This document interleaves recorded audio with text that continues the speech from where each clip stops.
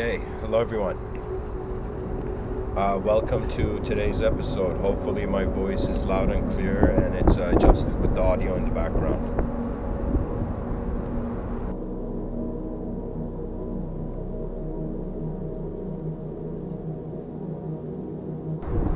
In this episode, I wanted to focus on the idea of complexity and the idea of emergence, which is a relationship of the simpler levels of reality becoming more complex. Let's say that you were a human being or some sort of entity that had just teleported to Earth, and you asked the person what is going on in this world, what is happening on the surface of this rock, a question that is even seeking a depth beyond humanism. That means imagine a human being going onto another planet and asking, the species on that planet, the main species in charge of that planet, in regards to just asking another species what's happening on that planet, right? So I often wonder that if I was here for the first time and I asked reality, the people in reality, what is reality? Complexity and the concept of emergence are part of that answer. Reality is an accumulation of information. This cannot be ignored. Every creature seeks information in different ways. Human beings seek information through language, through communication, through dialogue, through channels of speech, pretty much, right? That's what we seek. We seek communication that points to new experiences or shows new experiences. Now, if we were an insect, let's say if we were a bee or an ant, we would be seeking that same information, that same sort of truth, but for us it would be like something like sugar. There's an important observation in intellectual circles that some things, when you micro zoom into them, when you zoom into something, it may be meaningless, it may, believe it or not, you can even give it the word stupid. I'll give you an example. Like, imagine an ant colony. If you look at a single ant, you're like, that's nothing. What am I looking at? Just a single ant. But if you look at the intelligence of the whole colony, it is superior. It's like a giant brain.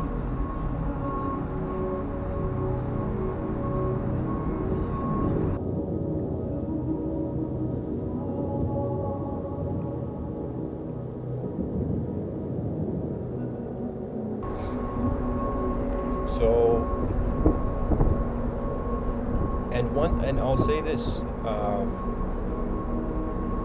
aside from an evolutionary path where there was a sort of snowball effect, where whatever we are has been going through time, and as Terence McKenna very elegantly says, there's gene swarming going on the planet, so we are a genetical pattern that is constantly trying to not forget what it looks like, because why else would there be genetical continuity? Sometimes when I look at a caterpillar become a butterfly, I'm like, what the other human beings doing in their evolution? A caterpillar, completely different entity, goes into a cocoon, the cells of the caterpillar die, the last cell of the caterpillar turns into the cell of the butterfly, and then the butterfly emerges. So it's as if we were to look at the complexity inside the universe of a caterpillar, it is all going to an unknown point where the cell resets and reanimates. Now, if we were to look at complexity for the human being, that same poetically butterfly stepping out of the cocoon experience, it has happened for the object becoming a subject, right? I find our minds are in some sense a transformative novel quality of the realm, even though we talk about the eyes of the seer within being ancient.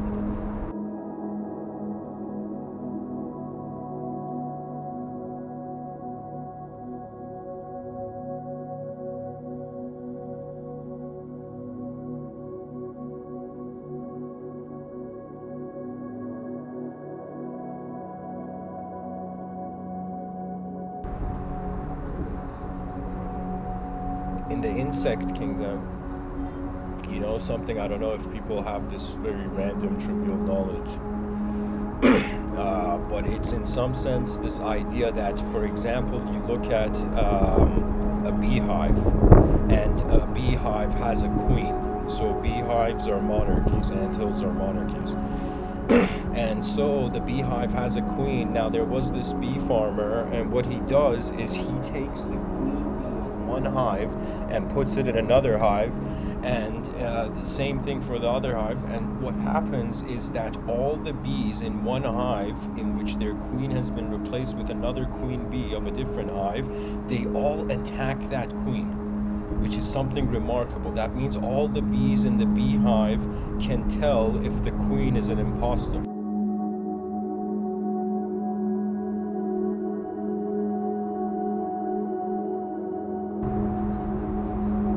There is complexity as a sort of overall view. When we look at the macrocosm, it's complex, if people have noticed, When I say emergence from micro simplicity to macro complexity, the macro has to be complex if the simple is the starting point. Right now we are the small and the big, so as the small moves in the big, it has more relationships with the big, more of an awareness of the big. And what ends up happening is that the new relationships with the bigger environment, with the bigger scene, creates complexity. It's kind of like you look at the human body, for example. If you were to just look at the hand, or if you were to just look at your elbow, maybe not that much sophistication. But if you look at the whole body, the whole body as a system, there is complexity there. And this idea goes for human beings, that many human beings are judging themselves separate from their collective narrative. Right? We're living at a sort of pre-collective phase of our species. What this means is that we find individual dimensions of experience for now on this earth more preferable than collective dimensions of experience. Collective dimensions of experience could be a suggestion of dehumanization.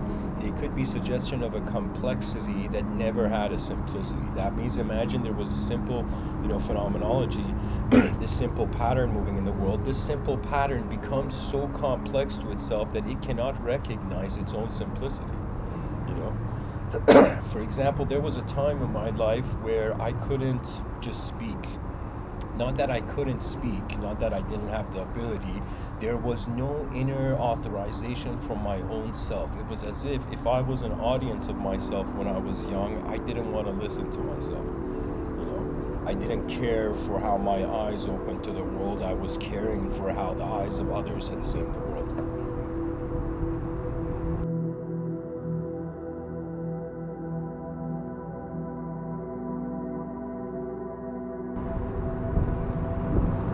And eventually now I've reached a certain point where I have expressed myself through sound and through the voice, where I can tell you that my speech can be it's the same way automated to myself, and the same way as my breathing is.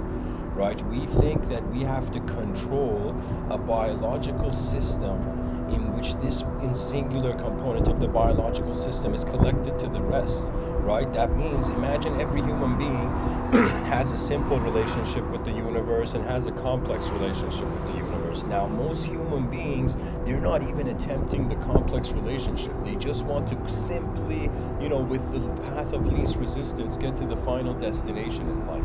I don't know who it was, but a few days ago, I think maybe it was even yesterday, I was going through this quote tunnel, and this person had said this comment, there was this wisdom quote on this website, where the person was like, success is not a destination, it is a direction. And so we human beings have this vision that my success is a complex image, a sort of fixed statue in the world which I will find or sculpt, right? And that is a flaw. In some sense, we are not recognizing that our complexity means the simplicity is being in a completely different way. You know, there are usually in society, for example, on this planet, I don't tend to be serious. I tend to function as a silly person. But if I choose to be serious, then that intensity can lock me into a narrative of complexity. Do you know? There are moments where passion pulls someone towards complexity automatically. Do you know? As if imagine you are an Olympic torchbearer and you are reaching the finish line, or you're reaching that point where you got to pass down the torch and you got to go a little bit further, right? So everything in your mind for a second becomes like a command, becomes like an instruction, right? And I'll tell you, there is a command component to nature. I often use the metaphor that the mind is the commander, the soul is the general, and in some sense the body is the army. You know, that means the army of your cell, all your cells in your body are functioning in one moment to be the complexity of the human form. That means it's like the army's organization is the commanding officer's organization. The commanding officer's organization is the general's organization. The general follows the vision of the king of the kingdom.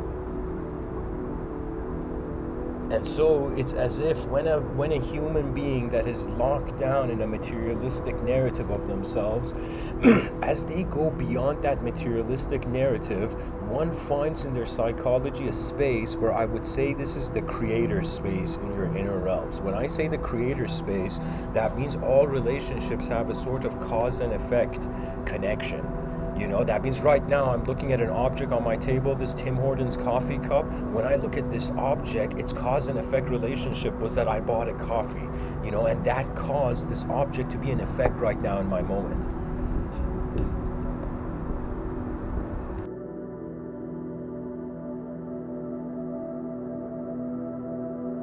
I can tell you that I have observed natural life, maybe not to the level of like a nature photographer, but I have looked at insects in the sense of wondering like what is a bee, like a hive mind? Could it be that there are invisible clouds of intelligence? Could there be mini atmospheres that have their own informational gravitational pull? You know, that means there are certain events happening on this planet, just like how an object has a larger mass, we consider its gravity to be stronger, its gravitational pull to its core to be stronger. Similarly, I find that in civilization, in society, it is also similar that certain events have a gravitational pull in regards to information or things needing to happen with it. You know, that means if the extraterrestrials land on Earth, that's an event where its gravitational pull of that event will be everybody's attention on the planet going to it. You know, wondering what the extraterrestrials are going to say or do, for example.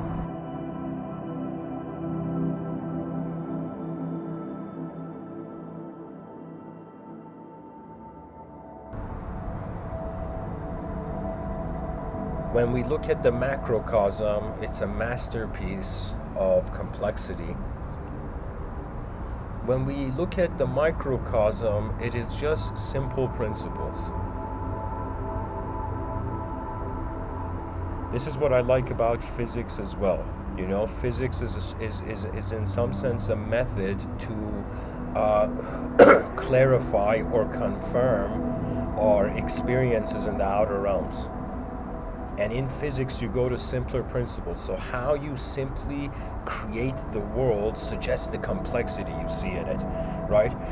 If from a narrative I consider that everything began from nothing, that means the universe was a miracle of its own being, right? That means we think that the world was created, or even in the religious narrative, people have the creator mentality. But if something from nothing, it's as if nothing evolved to something somehow. You know, that would be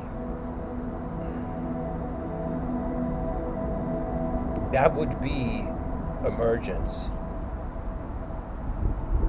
Things have emerged. Things have arose out of nowhere. And they have arose from out of nowhere, and after billions of years of evolution, the intelligence has a complexity to notice its location, to notice the location it is in. You know, something I didn't know. Ants, for example, when I was young, I would play in the backyard of my grandparents' house when I was really young. And I remember there was a moment where I was like squatted and I was looking at ants on the ground, and my grandfather in the backyard opened a hose to water the plants of the yard. And I remember that hose like a tsunami washing away all the ants, you know. Years later, I realized that the way, I pretty much read it somewhere, that the way ants move, if we were to study ant psychology for a second, the way ants move is that the ant has a mathematical relationship and a subtle memory where it remembers how many steps it takes. So if a person, let's say if an ant from the anthill takes like 40 steps to get to a piece of paper on a table, if that piece of paper is moved, the ant has no accurate numerical way to find the anthill. So it is the case that many ants, for example, are actually disconnected from the anthill if they can't find a way to get back to it, you know.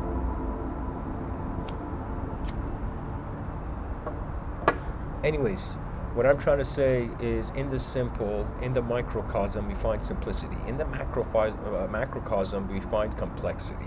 The macrocosm will always be more complex than the micro as long as we have this relationship with the small and the big. That means as long as there is a bias, there is an existential bias, and there is a dimension. I mean, look at how multidimensional the world is. I mean, I can't believe how scientific thought does not entertain multidimensionality in the psychological dimension. We can look at an atom, we can look at an object, and I'll give you an example. Let's say somebody spills water on their t-shirt. If you look at that t-shirt, you'll be like, okay, there's water that's spilled on it. The t-shirt is wet. But if you were to look at the concept of what is wet, you'll see that ultimately it's just water particles on the object, right? So in a simpler level of looking at something that's standing in a complex way, the meaning of the system changes. And that's what has happened with our technological advancements in this reality. The more we have been able to dive into the nature of a phenomena, the more we have been able to transform its context, either towards fragmentation, separating it, or to unifying it. Because what else can you do? The macrocosm is, in some sense, induction. The microcosm is deduction, right? We understand the microcosm by looking at the big and trying to conclude the details and the specific, right? We look at the micro and the specific details, trying to conclude the macro picture, right? Right now, we can say if there is a dimension where a person sees a flower, and then there's a dimension where it's just the atomic structure, you know, and the halls of lattice for the particles of that flower. Do you see? That means there is a dimension where a flower exists, where it is not a flower, it is atoms. In some sense, it has a different objective priority of meaning. Right? So what that means is there could be a dimension where right now so imagine we saw the flower, we're like, okay, I see a flower. Then we took it under special lenses and we saw the atomic structure of the flower. And so the flower was again just atomic structure. So I'm saying right now, imagine that how we see the human being, or what we think the human being is the atomic structure, and there's another way you can see it. Right? So what I'm saying, and this is a very bold claim, and it's a very strange thing to say, right? Especially to a species that is attached to its history.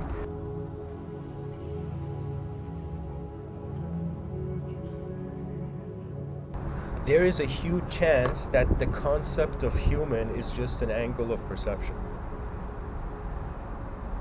Just like I say, like I have a hand, you know, or a person has a leg, this is like one part of the whole thing. And if we were to think about the human being as if your hand is not your whole body, but the hand is a part of your whole body, we would have this notion that the human idea is not the actual being, but is a part of the being. And this is a very mature relationship. That means a human being that has, I would say, the honor to care for the living truth while they're alive, and to be open to its potential shift in what dimensions mean.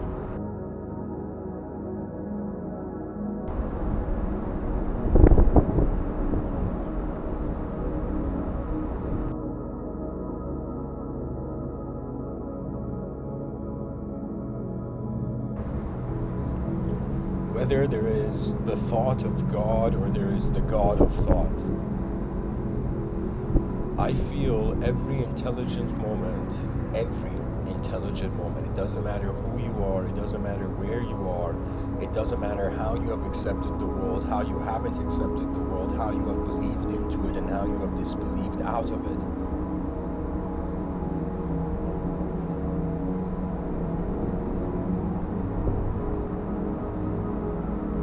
Just like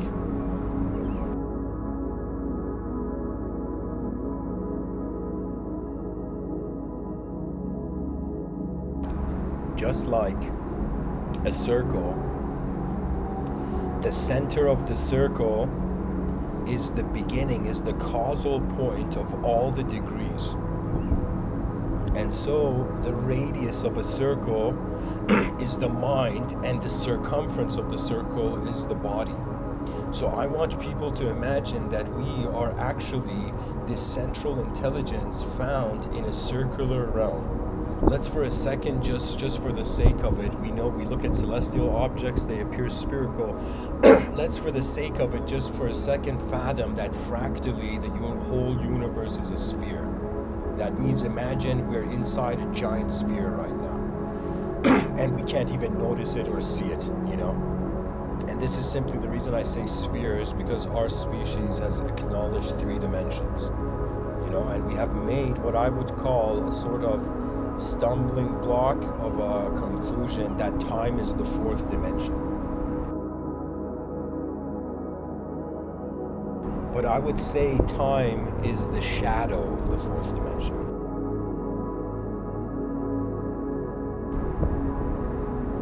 The central point of the circle where all angles arise, that is the soul, poetically. The degrees are the mind, and the body is the circumference. Without a central point where it is our consciousness, our awareness, whatever relationship we have with the circumference, it is limited to the degree of our perception. So what it is it's like a singular truth. It's like a singular being dividing itself so it can have a triangular degree of perception. Right? So what it is it's actually, instead of just a radius, it's like the person imagines 2 radius, you know, they imagine 2 lines from the center of the circle connecting to the circumference. That degree that those 2 lines make is the mind's conscious reality. And the mind is always 360. What I mean by this is that a person could be thinking that they're seeing 20% of reality consciously. They could be thinking they're seeing 80% of reality consciously. Or the person will realize that they actually have, let's say you're seeing 20% of reality, they actually have 80% unconscious degrees of perception. 20% of it is in consciousness. Right now as I'm speaking, I would say experientially in my inner realms, I am witnessing landscape. This landscape is like in an invisible room as I am speaking right now. This is the mystery of the mind that has fascinated me to consider the idea of the inner realms. Because right now, if I was to ask, where are my thoughts? Those thoughts are being the location, so they can't be anywhere. You know, it's like a question I had for the yogic mind, you know, when I realized that in Vedanta, in Vedic thought, in ancient wisdom traditions, not only just restricted to Indian thought, there was this view that life is a dream. Because in a dream state, you don't know the beginning, you don't know the end, you just appear in it, you know. But in reality, it is also similar in the sense that we don't know the beginning of creation, and we don't know the end of creation. We don't know how this whole universe began. We theorize it, but we don't know. We can't know unless we have time machines, which still won't make it possible to know. But it's as if we don't know the beginning of our waking state of mind, and we don't know the ending. So really, the beginning and ending is an individual illusion, but the whole thing is collectively present. Right now when I think about it, I cannot say I'm a body and I cannot say I'm a mind. The two ideas are so codependent that if you don't have a body, it's like who has a mind or what has a mind? And if you don't have a mind, what has a body? So in some sense, it's a sort of shifting of the causal responsibility.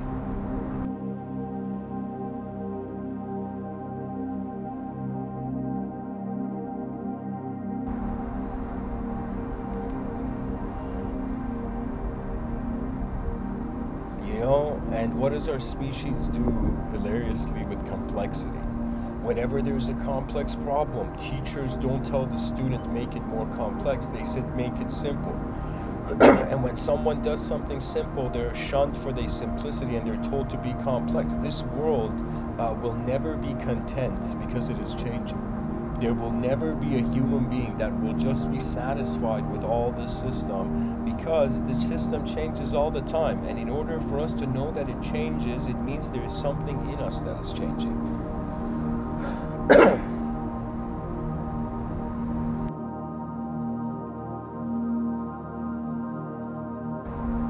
From a complex view, this is not an online podcast. This is actually a universe talking to you. I am like a being inside a universe. I am natural, therefore meaning I'm an extension of nature. As an extension of nature, it's as if I am a universally aware being. We all are, right? So as a universally aware being, our thoughts of our fragmentation, segmentation, individualism, how we separate ourselves from the world to be us, all of that dissolves in greater complexity. So I would say it's as if what is causing suffering in a micro-analysis is not causing suffering in a macro-analysis. And the challenge is, if our knowledge is based on the micro, how will we ever be able to understand the macro? That is my biggest question. I think that there are some challenges that are physical for the human being that are visible, and there are some challenges for the human being that are invisible. These invisible challenges include trying to figure out what is the substance of consciousness. I don't know if it was Plato or if this was post-Plato or it had to do with Aristotle, but one of these ancient Greek philosophers, one of these legends, managed to, I think it was Plato. I think Plato had this concept that the soul was an element. And it's not just Plato. I mean, back in the day, there was this view where if you went to chemistry class back in the day, it was a very short class, and the teacher was like, yeah, the universe is made of earth, air, fire, water, and ether. Pretty much it was an airbender preview. But when we look at what ether is, ether is space. So you can say in ancient times, they did not see consciousness as the whole truth. They saw consciousness as another element of the periodic table.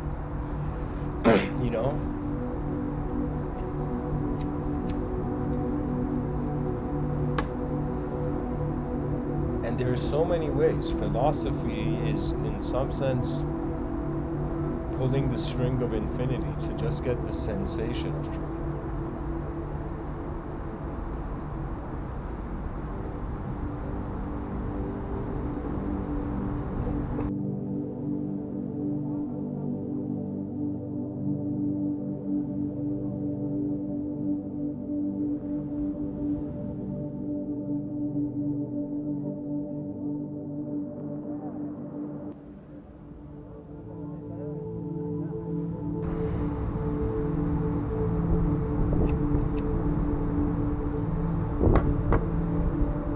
There was a man named Terence McKenna. He speaks about a very fascinating idea that I think everybody should know. He talks about this concept of novelty, and he talks about how there is a transcendental object at the end of time. And when he says at the end of time, not necessarily meaning that at the end of like human history, but he means at the end of the moment where the creature recognizes that time is mind forged. That means when we look at The idea of God, what does the atheistic mind say to the theistic mind? The atheistic mind says, hey, that's man-made. You're making up stuff and believing it's real. Right? But the issue is that we are making up the idea of the human being and we're believing it to be real. You know, the physical body, it is real. It is an object. Like any person can touch their physical body and know, all right, there's some physical component to this perception of mine, right? But the non-physical component is self-interpreted. That means we are the host of our meaning.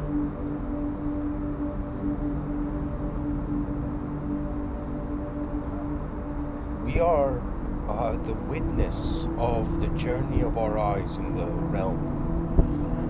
Or realms, plural. And so I would say, from a micro simplistic reality where truth is just being, we have come to a macro complex reality where truth is a relationship of the activity of the human being. You know, back in the day, you can say when they wondered about truth, they're like, yo, what is truth? And then the people would realize, all right, I'm existing, existence is existing. If there's truth in existence, it must be here instantly before I am. You know, there are some people who are trying to find truths that subconsciously they feel they feel that truth doesn't exist, and there are those who seek a truth that subconsciously they know it exists. You know, what that means is the mystery of consciousness is like a treasure map. It's like one of those Pirates of the Caribbean shows where the dude's like has a treasure map and it's like, no way, you know, do I have access to hidden information, right? And that is what our minds really harbor. They harbor the hidden mystery of reality. They hold within it.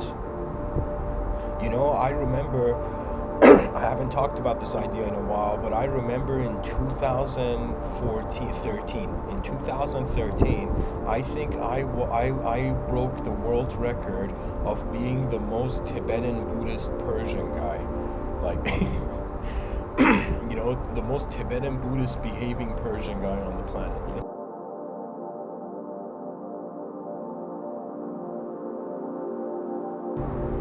And I remember I had read this book called A Clear Mirror, and in it there was this concept that there is treasure in the outer realm and there is treasure in the inner realm.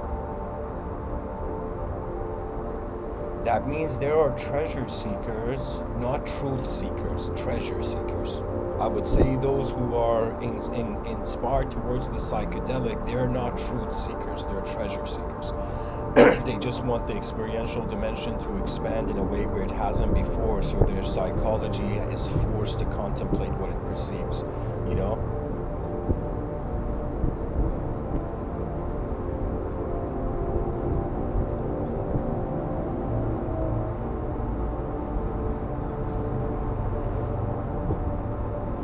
There was in this Tibetan book this idea of inner treasure revealing. The word treasure dash revealing. And this is the greatest thing that the human being can do, I find. I have concluded this. I mean, I'm just one person. You know, in a world of 8 billion human beings and billion trillion stars in the universe. The world is so big that even if we human beings talk about truth, there will never be anything wrong with it because it is just too big that we have to ask the question. For me, a human being that wonders about the nature of reality is an actual human being. A human being that accepts the nature of reality just on the basis of language, not realizing that from the beginning of life towards its end, it's an experiential journey. That means it's as if one dimension of life has nothing to do with your thoughts. It has nothing to do with your memory or imagination. It's just like a spotlight of direct experience. It's like a glow of your mind. The glow of consciousness. It has nothing to do with what is illuminated in the glow. The sun's light doesn't care about the shadow, and the shadow can never touch the sun's light, what in some sense is made by it. Do you see? Truth creates illusion. If we don't have the concept of truth, we cannot have the concept of illusion. If we now think as human beings that there's a micro level to reality and a macro level, and we look at the micro level and we take the information in the micro analysis as the truth of the macro, in some sense it will never suffice. You know? The biggest realization I've had on, one of the biggest realizations I've had on this planet, biggest, huge, is that I am, rather than a known objective personality, an unknown subjective presence. That means sometimes I wonder if there are higher dimensional eyes in the world waiting for us to notice how we are the unidentified object in the room. We are the random intelligence moving on the surface of an earth. Do you know that means the sun has done such a great job that civilizations have risen and fallen, and you know, the residue of history is found in the wonders of the world. You know, people don't realize there were 7 wonders to this world. You know, the pyramids of Giza are one of them. The pyramids in Egypt, that's one of the wonders of the world that has remained, but there were 7 others.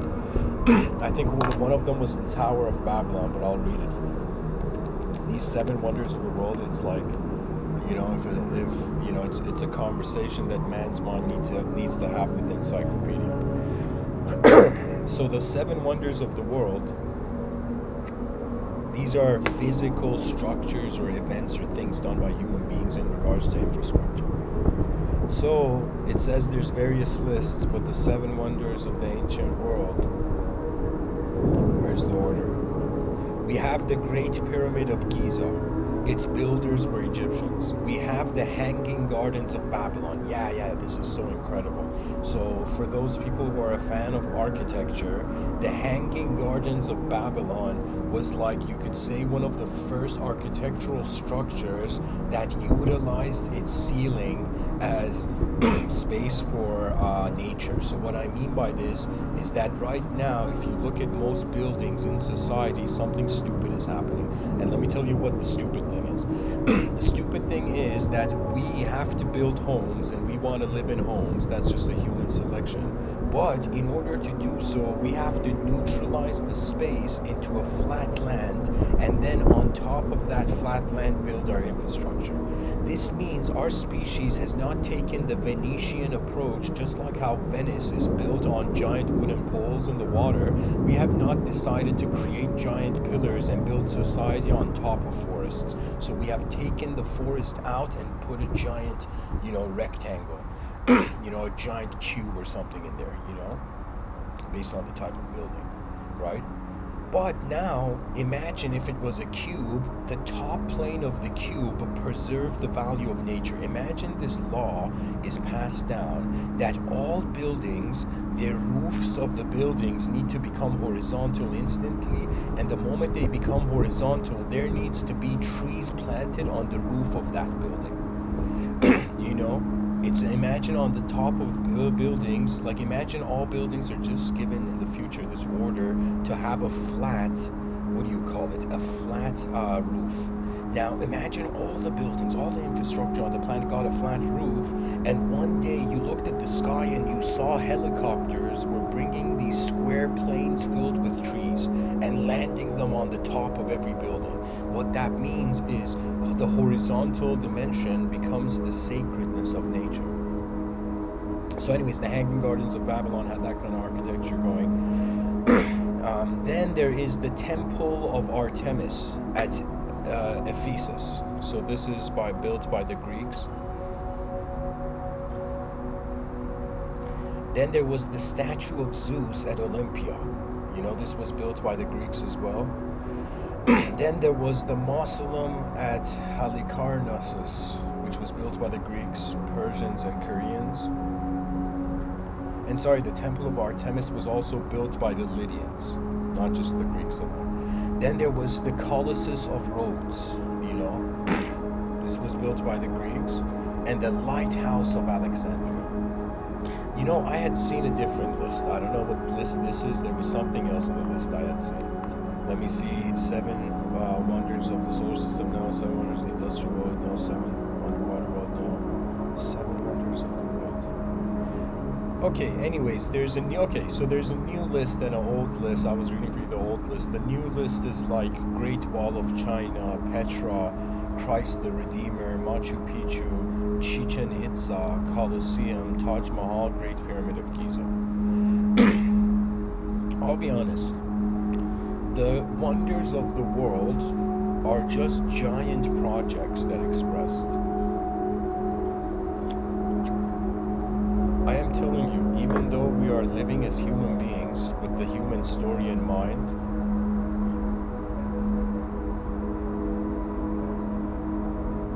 we are actually just life force. We're just the force of life. This force of life grows towards a personality, grows into, literally steps into an ego like Tony Stark stepping into the Iron Man suit. But now the issue is with the type of cultural, the epigenetics and the society we have built in, let's say the global society we are engaged with now, it's as if Tony Stark stepped into the Iron Man suit and then forgot that he was Tony Stark. And then at some point somebody says, hey man, this Iron Man that you are, is that the real you, or is that not? Is there a higher self? And Tony Stark has to, for the first time, wonder, what do I do with the boundaries of my intelligence? In some sense, what do I do with what I am calling truth? Complexity could be the Iron Man suit. Or in the future, we may choose to see simplicity. Imagine there comes a human being in the future and this human being doesn't like simplicity. Or imagine there comes a human being, a sort of dictator of complexity.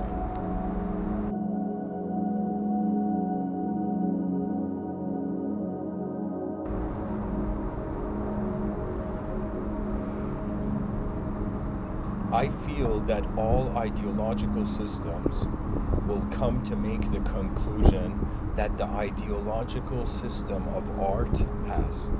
We will come to realize that everything in nature is an artwork, and it's an artwork being drawn by, in some sense, like universal forces.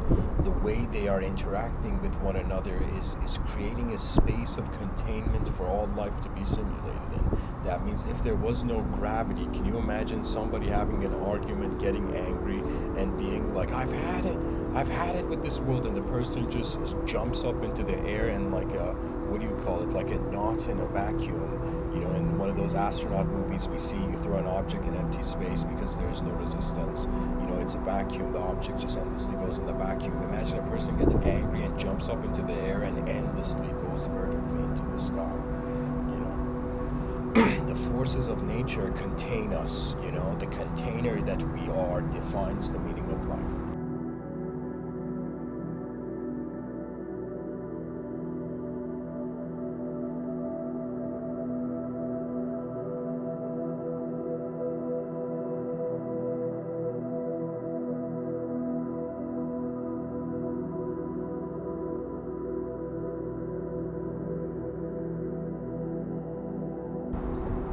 Anyways, I would like to go into a quote tunnel, and a quote tunnel is pretty much a part of these episodes, where part of this podcast where I just look into how people back in the day, their eyes open to the world. For me, I'm a simple man in the sense that I don't think of the educational system as this, you know, complex tree where its branches are entangled together, but I perceive the educational system simply as how far the human eyes have opened to the world. For me, there is no knowledge, you know, that requires a status of power. Knowledge, the more knowledge you have, the more you actually see you don't know. You know, as Socrates says, the only true wisdom is to know you know nothing. This means the ego is functioning under a hollow algorithm where it wants more and more and more and more power, but then at the end realizes that there is no such thing as power, only to the self-simulated inner space. So anyways, I'm going to go into this quote tunnel. Peter, about the word emergence, pretty much I've just Googled quotes about emergence. Peter L. Berger, we also have a cultural phenomenon. the emergence of global culture or of cultural globalization. Exactly. That's why I'm giving these talks, because the species is at a phase where it's trying to get inklings of the collective mind. And pun intended, in the sense that there must be so much ink dropped on paper, right? The trees are like, I feel the trees on the planet are like human beings. You're messing up the planet. At least use paper to advance civilization towards efficiency. There needs to be so many writers. For me, like, this is something where I am going to, like, the way I've thought about in the future, that if I have children, I don't have children, but I was thinking if I had children, I would raise them as writers. Can you imagine a relationship where the person can communicate, literally draw their mind and share it? When I give these talks, sure, I'm just someone talking, but on another level, content that is animate in the inner space is finding a way to step out into the outer space. From the inner realms, an event has animated of such magnitude that its echoes are my talk to you. Anyways, to continue. R. Buckminster Fuller. My ideas have undergone a process of emergence by emergency. When they are needed badly enough, they are accepted. Zbigniew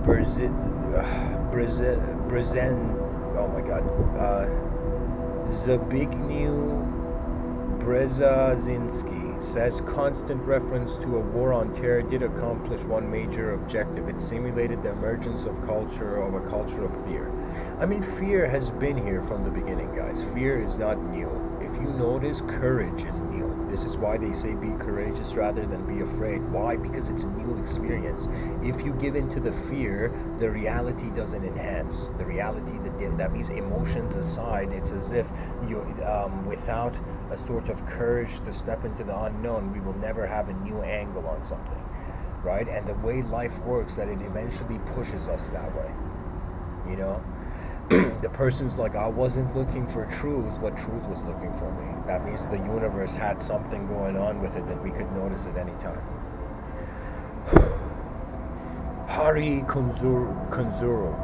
I'm interested in complexity in the mathematical sense, as well as the idiomatic sense. The idea of emergence, that it's possible for complex patterns to arise out of many simple interactions, is fascinating.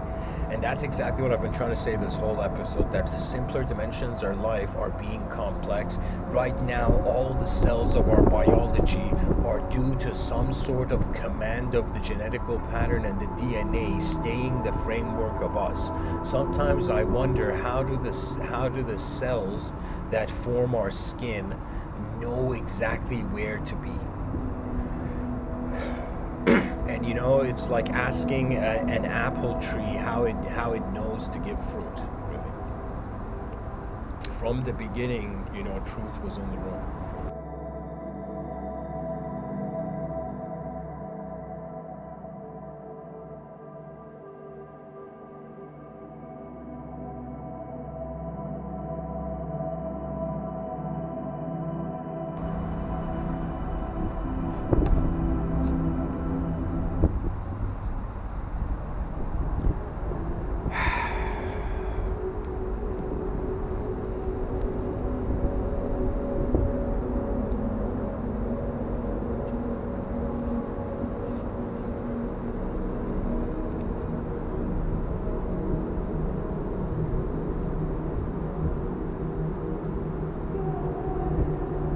Sudha Murti says, exceptional leaders don't impart just vision. Rather, they cultivate the emergence of vision.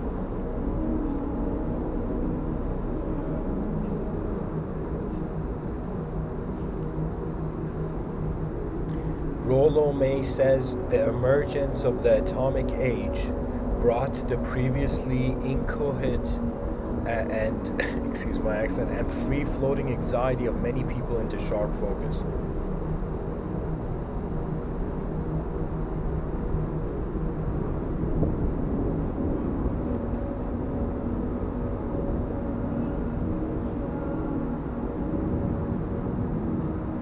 Jacques Ellul says it is the emergence of mass media which makes possible the use of propaganda techniques on a social societal scale. Guys, I'm going to change the quote tone because there's too many cultural angles on this idea. That means there is emergence with a social definition of its own, but I'm going to look up complexity. Douglas Horton, The Art of Simplicity is a Puzzle of Complexity. Alan Perels, Fools Ignore Complexity. Pragmatists suffer it. Some can avoid it. Geniuses remove it. Stephen Hawking, with genetic engineering, we will be able to increase the complexity of our DNA and improve the human race, but it will be a slow process because one will have to wait about 18 years to see the effect of changes to the genetic code. Chris Saka says simplicity is hard to build, easy to use, and hard to change for. Complexity is easy to build, hard to use, and easy to charge for. Charge for. So I'll read it again. Simplicity is hard to build, easy to use, and hard to charge for. Complexity is easy to build, hard to use, and easy to charge for. Guys, I'll make a very interesting point here. Let's say in the future, all businesses on the planet suddenly wake up, they suddenly wake up in this strange sense that they're like, why are we giving like low quality products to the human species? What if we started giving the highest quality of a product or the smartest, most innovative products to human beings to advance their lives? So imagine we have a sort of revolution in the product marketing phase of reality, and not just the marketing, the product design as well. We start having a society with smart moments inside it, a global society, global civilization. I would say when Chris Saka says simplicity is hard to build, easy to use, and hard to charge for, we have built a type of world, and I would say this is found in mainly a capitalistic society, where if a person does create, let's say there's a bunch of products competing in the market, and one product is cheap and one product is expensive, and let's say there's some expensive products that are cheap and there's some cheap products that are expensive, there's that kind of possibilities in the marketplace in regards to the relationship of the consumer with the product. Now, let's for a second consider that there's someone designs an ingenious product, a product that is excellent, a product that if the future could have an opinion, the future would buy into that, and all the other products would be like Hunger Gamed out, So that the issue with the type of difficulty of modern entrepreneurialism is really that if a person makes the perfect product, to give it a price, to wonder about how to market it is way more challenging than creating a piece of garbage and selling it. So we have to cultivate a new, market of approach to products and services in general. That means a new level of consciousness will create a new level of demand and supply. So that means, let's say if the consumers get enlightened, let's say the consumers, they in some sense, the consumers of a civilization, they become way more advanced than those who are supplying the demand, right? Those who are creating, right? So if the production value is less than what the consumer values, the production value is self-defeated.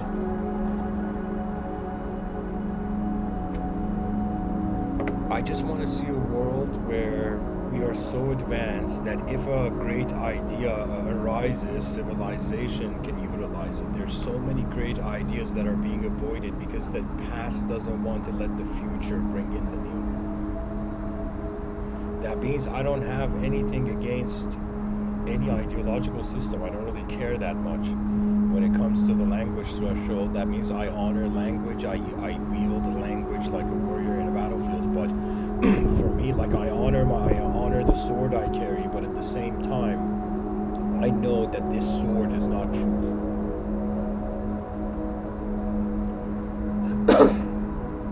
That war is the inconsistency of greatness, collective greatness.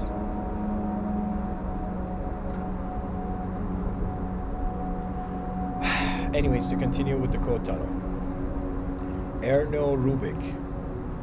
The cube is at the same time a symbol of simplicity and complexity. Karl Ove Knausgaard says, in my experience, when you're writing, you want the truth and you don't want to be apologetic in any way. But there is something in writing, the complexity of it, that works against that aim. And let me tell you why he's saying it, just from a writer's perspective, guys. I've written a lot. The thing about writing is not only who you are writing it for, but who is writing, right? And if you are a writer that becomes more fascinated about who is writing rather than what's being written, your writer's voice completely shifts, and there is no longer a concept of the authentic or the unauthentic. It just becomes the supremacy of the newest experience. That means if you take in this analogy where antennas, right, the antenna is not there to just, just write, expect what the audience wants to hear and just share that. The antenna has to stay true to its inner voice. I'm kind of meshing the metaphors, but and when it comes to writing is like art. I would say writing is like sculpting with words. You take your time to craft the most epic sentence, the most beautiful sentence, a sentence that has never existed on the planet, right? So that's like writing, like creating a sculpture that has never existed before. But speech is very different than writing. If writing is art, speech is kind of like the post-reaction to the art. Speech is like multi-dimensional writing, but it's as if like the inner realms are arising as a film, an overlay film upon the outer realms. So outer realms is like a film going at a certain speed, our inner realms is a film, and that film in the inner realms can change way quicker than the outer realms, and that's going at a certain speed. And then there's a watcher of them both, which means the director of the film is not in the film, but it is directing it.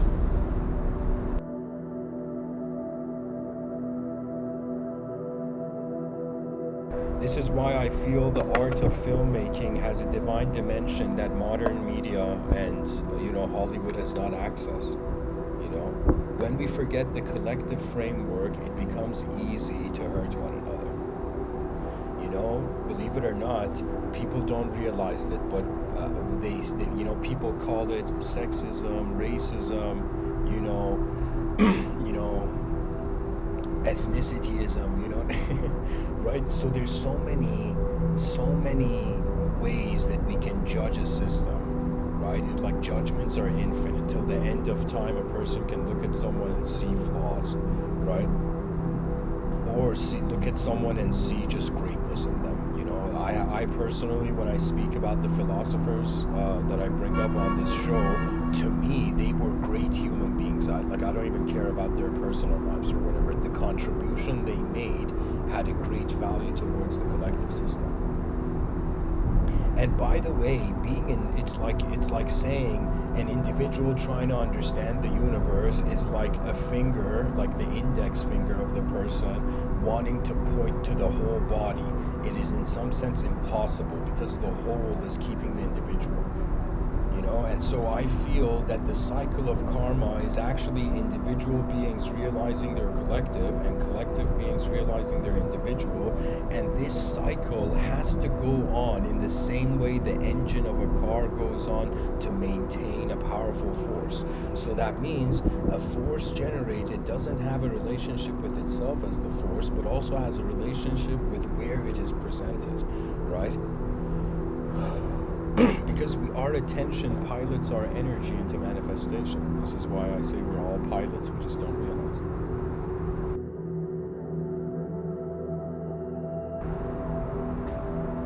Back to the code tunnel.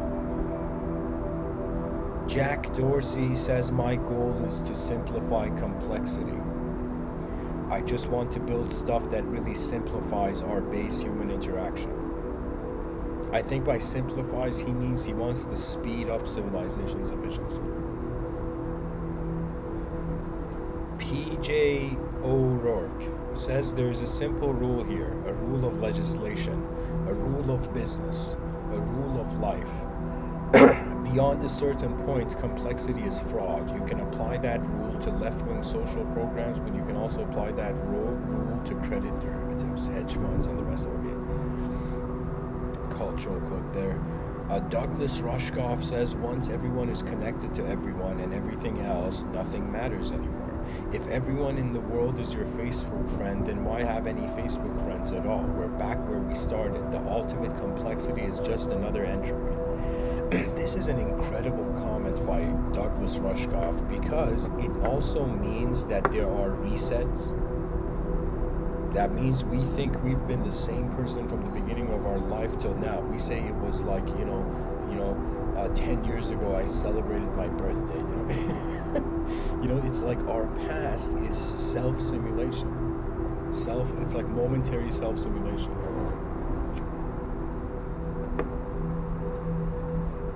Alice Munro says, the complexity of the things within things, just seems to be endless. I mean, nothing is easy, nothing is simple.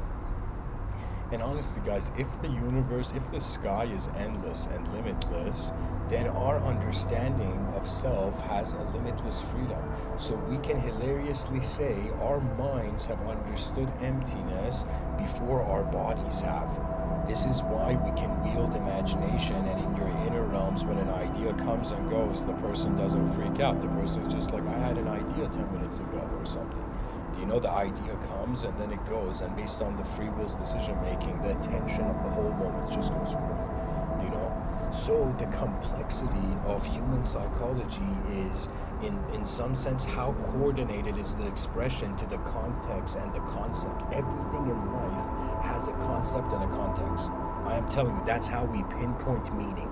All of knowledge, when children go to school, they don't realize that what the teacher is teaching is just a very simple imagery modification of the outline of the world.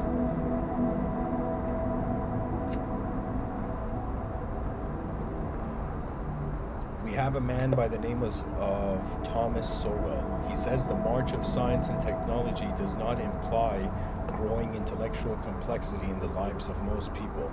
It often means the opposite. And this is a very cool way of saying the more complex technology becomes, the more comfortable our lives can become.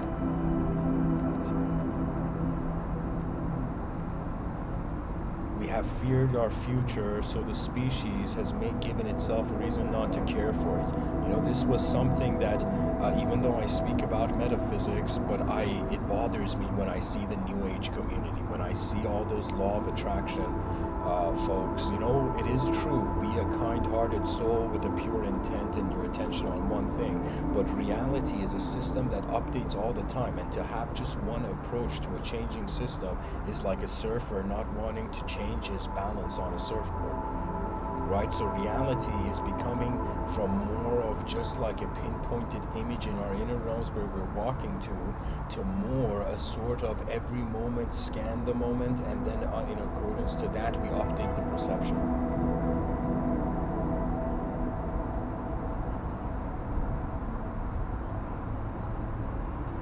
Because what a human being is a giant question mark that is in some sense being an exclamation point.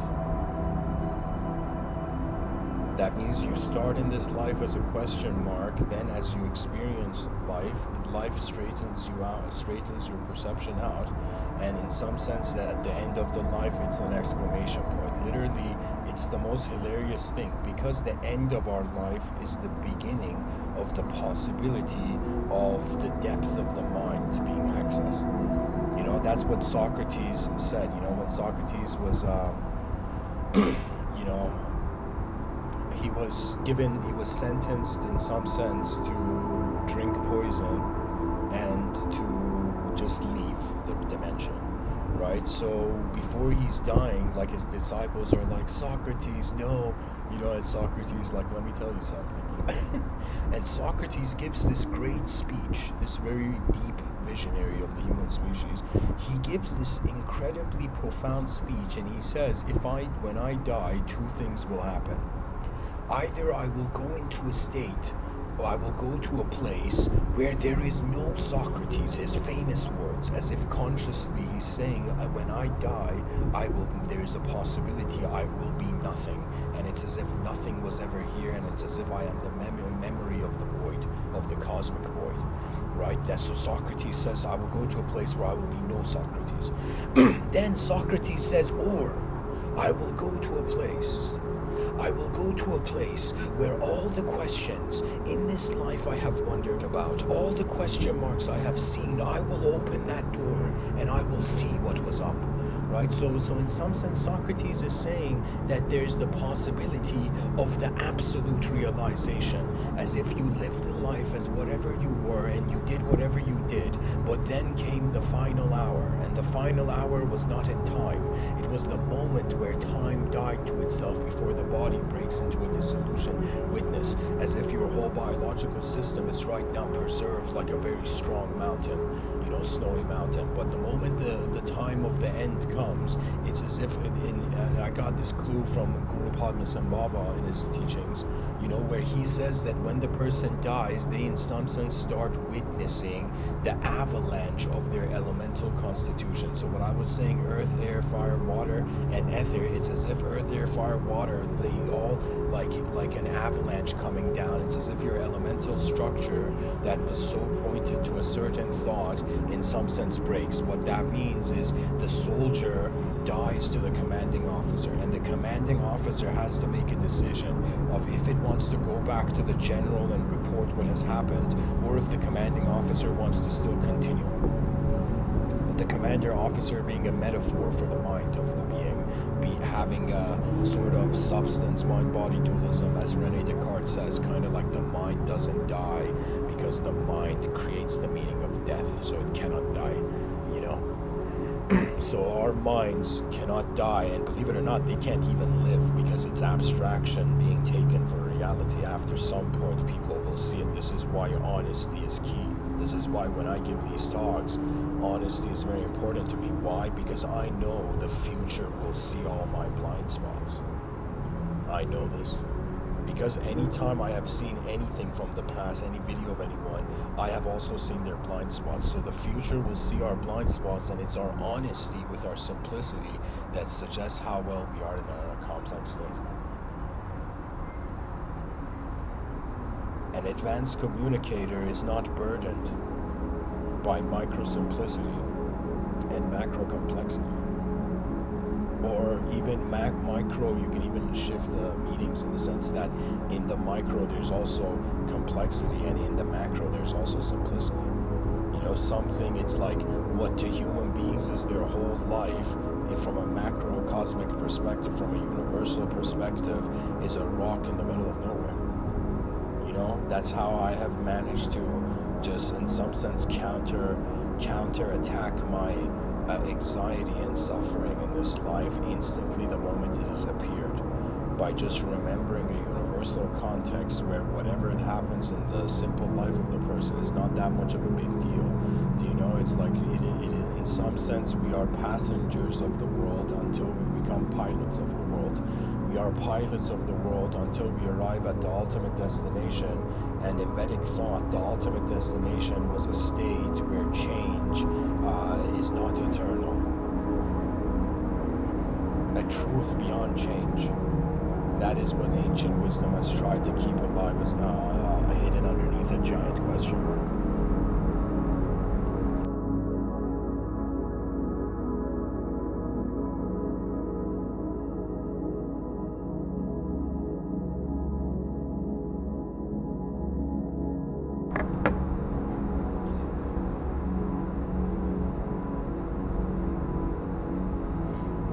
For some reason, I would like to go into a quote tunnel of a man named Ramana Maharshi.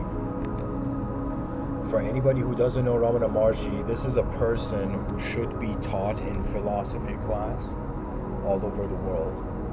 He's a person that has brought forth an ideological system that is like, he defines it as if his method is kind of like, okay, I'll tell you this. I'm going to read some quotes from him, but pretty much he's a very enlightened yogi who says that by asking, who am I, that question, your ego becomes a sort of stick that is managing all the other sticks in the fire. Then at the end, you throw the stick into the fire. The stick that you have used to organize all the other sticks of the fire, you throw it into the fire.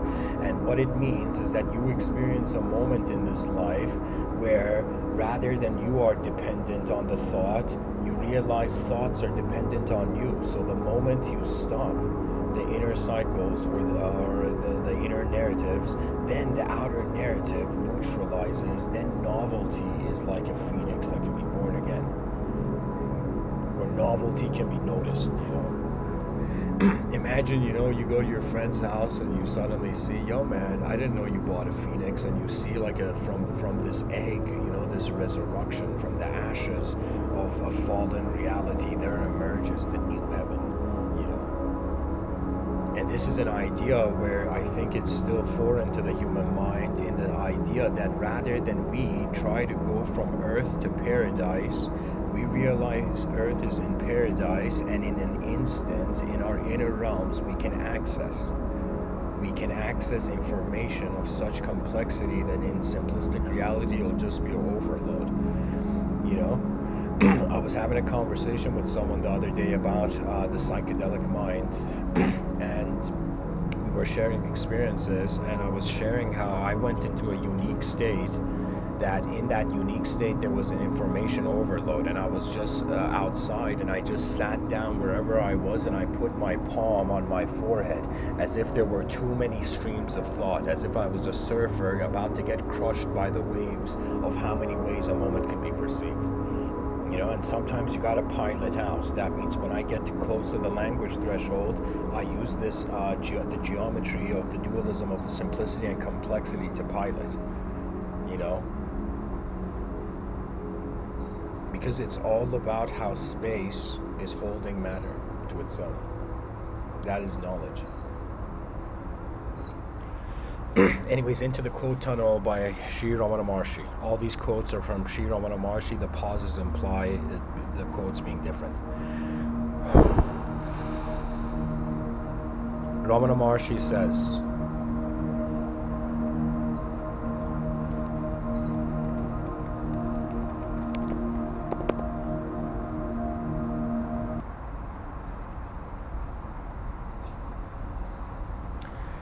Sri Ramana Maharshi says, let come what comes, let go what goes, see what remains. No one succeeds without effort. Those who succeed owe their success to perseverance. Guys, whatever, I'll just read Ramana Maharshi's name in case somebody, a new listener, just joins in and is like, what is this guy reading? Ramana Maharshi says, who am I? Not the body, because it is decaying. Not the mind, because the brain will decay with the body. Not the personality, nor the emotions, for these also vanish with death.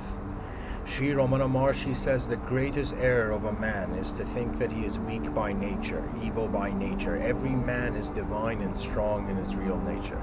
What are weak and evil are his habits, his desires and thoughts, but not himself.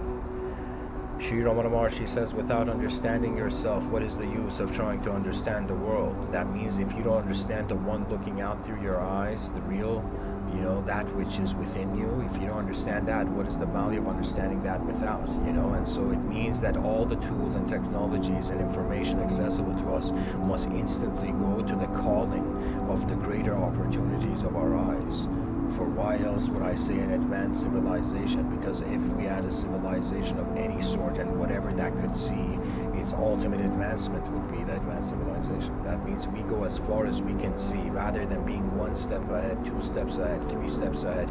We go as far steps as we can, and then whatever we land on in some sense becomes easy. So if you are, let's say in your mind, if you're a person who's like, all right, I'm going to give 10,000 talks, then you would suddenly giving one talk would be like a piece of cake,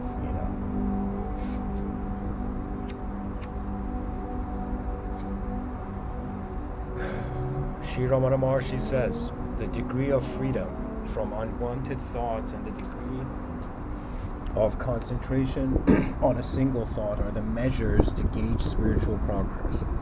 That means how awareness the person is of the single-pointed nature of their attention, and how aware they are of the presence of a very giant multidimensional system. I mean, it is true, like there isn't giants walking on the earth, but when you think about the idea of the cosmos, that's like a giant. That's like us being on the shoulder of a giant.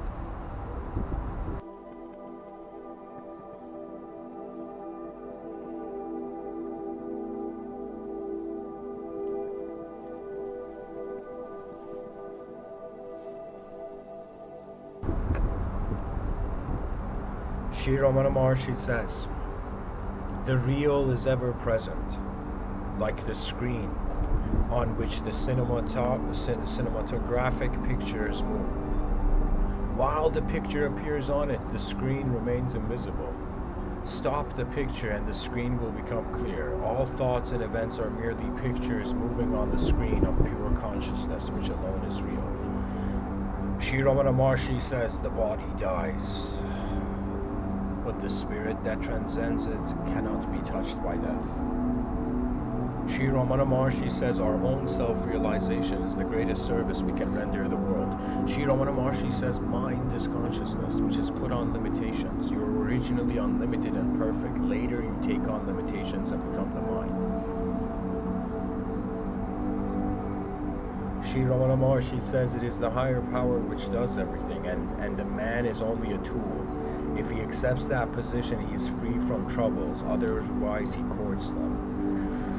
So your inner identity should be with all that is pretty much what Ramana Maharshi is saying. Ramana Maharshi says all bad qualities center around the ego. When the ego is gone, realization results by itself. There are neither good nor bad qualities in the self. The self is free from all qualities. Qualities pertain to the mind only. Sri Ramana Maharshi says, when there are thoughts, it is a distraction. When there are no thoughts, it is meditation. And when he says when there are no thoughts, it's not that there are no thoughts. There is no self that it can see a thought. It's not that the thought goes away. It's that the one looking at the thought is no longer a thought to itself, because the direct experiential presence is aware. That means when you realize right now you're an intelligent being in the middle of a giant, in the middle of a vast emptiness. Sometimes I feel consciousness is Thor's hammer that in some sense defeated the 12 giants, that attacked Valhalla, if I remember.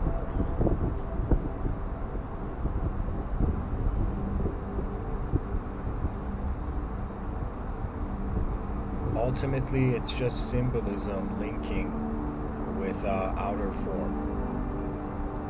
That means there is inner geometry and there is outer geometry. Inner geometry is malleable by the free will. Outer geometry is not malleable as easily, and there's a delay.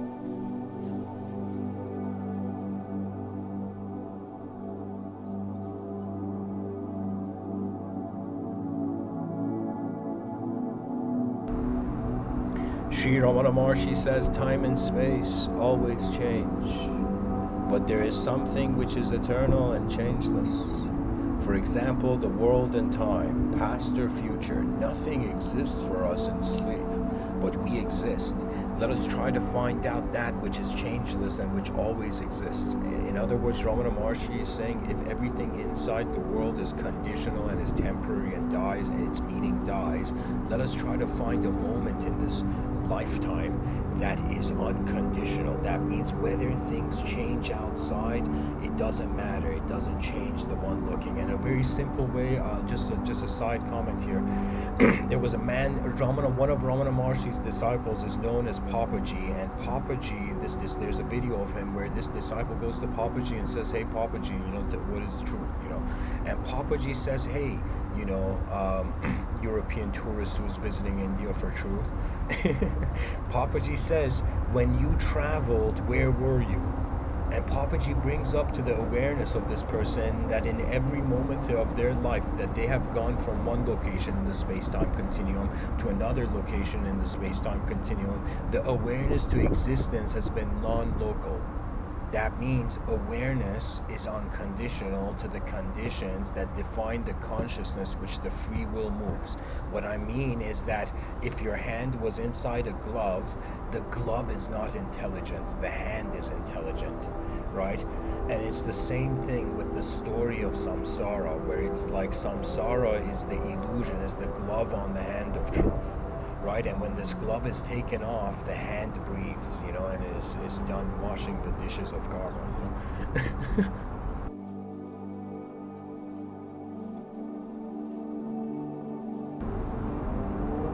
Shri Ramana Maharshi says, if you are vigilant and make a stern effort to reject every thought when it rises, you will soon find that you are going deeper and deeper into your own inner self, where there is no need for your effort to reject the thoughts. That means when man enters the true natural vision, there are no forces against them. It's as if the Gaian mind for the first time, noticed that her children, it's like we're the children of the planet, and for a moment we notice our mother. You know what I mean? And in mythological context, it's as if the human being is the child of Mother Earth and Father Sky. Or if I wanted to get more deeper about it, it would be Father Time, and Mother Earth. So we are literally the relationship of matter moving in a space, but it is aware of the space, of matter as the space. So I would say that right now, as I am in the outer realms, a human being living on the planet, in the world, also in my inner realms, the world is living inside me. So simultaneously as I'm living in the world is living inside me, and there's an interaction between these two realms. And currently in our society, we don't even acknowledge this idea of the inner realms and outer realms. And for me, it was the synchronistic moment where I was a fan of Game of Thrones, and there was a scene where there was some character, I don't remember what the character's name was, but there was like this, I think it was like maybe Jon Snow or like the Ned Stark, or it was a character who in some sense had an honor for the realm. That means all those human beings, men and women on this planet that have a sense of justice, a sense of morality, a sense of balance. Do you know all police officers on this planet should be having Zen meditation classes mandatory? Can you imagine? That means in some sense in the future, officers will be like mirrors.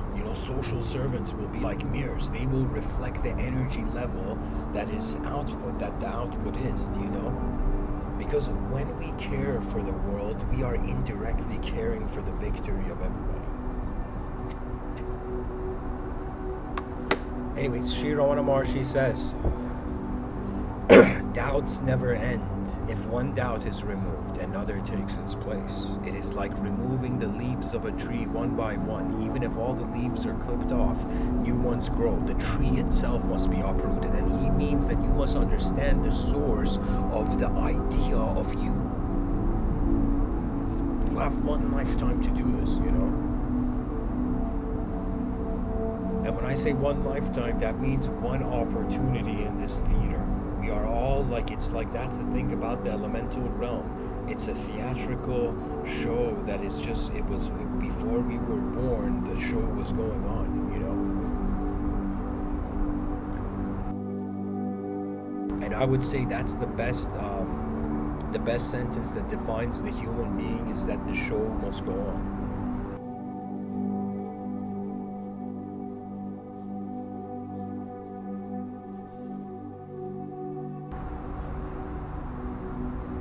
We have entered the era of the multidimensional man, the multidimensional human being. This means people have never been human the same way.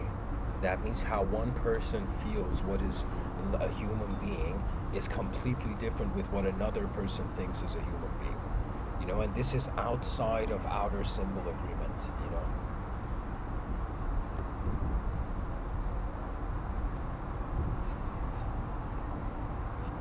Sri Ramana Maharshi says there is no doubt that breath control is the means for mind control, because the mind, like breath, is a part of air, because the nature of mobility is common to both, because the place of origin is the same for both, and because when one of them is controlled, the other gets controlled.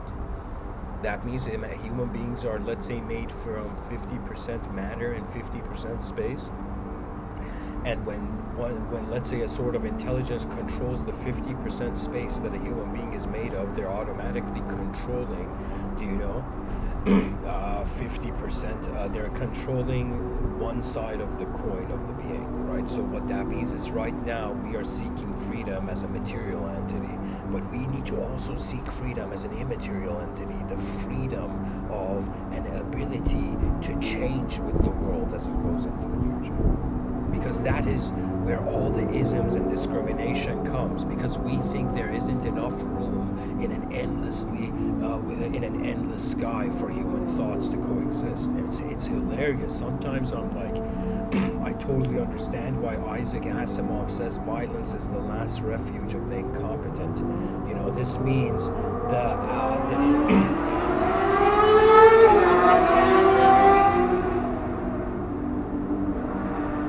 This means you might suddenly find yourself inside a Fast and Furious film.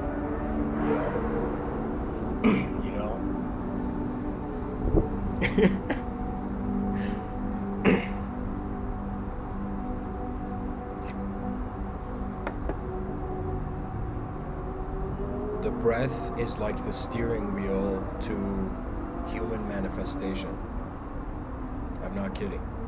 How you breathe and how your attitude is to how life is happening is creating the karma that can be received.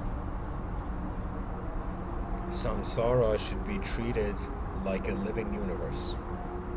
That means beyond symbolism, our greatest tribute, our greatest act of worship of the divine is to notice how it's alive, not to worship blind objects thinking truth is right there.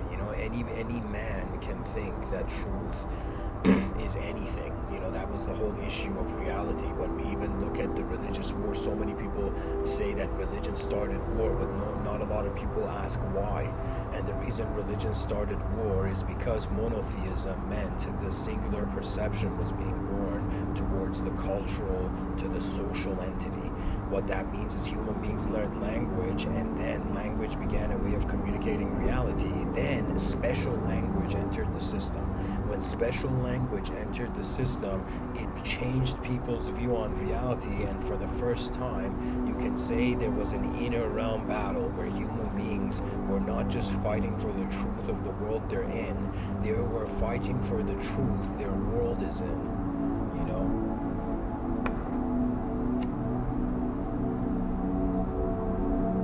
That means it was a sort of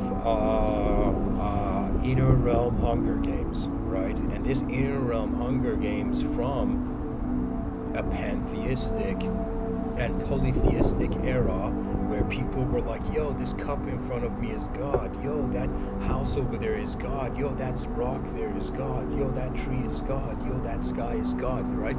From that kind of mentality and phase, from the polytheistic,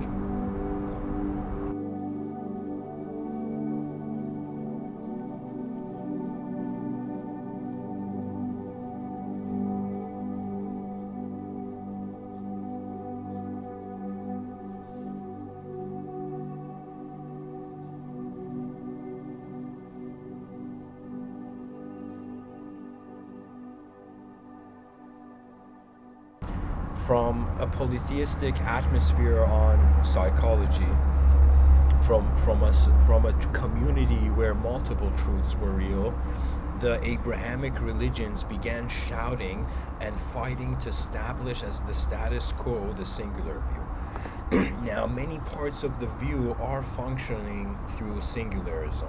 That's, let's say, a singular. Okay, I'll be poetic about it. There are some people, some societies on this planet where they are singularians, beings who in some sense have concluded meaning is a singular thing. Now, if they make that singular thing a personality, it is a flaw, So it's like this, I guess, complex theological comment that if religions fought with one another to preach the one and only truth, if the one and only truth was inside language, in some sense, it would be not the only truth. So what I'm trying to say is that human beings learn language, then language and the sound that was expressed in their environment translated into you know what it is? It's as if earlier human beings could not discriminate between their inner realms. So the divine was could be anything, right?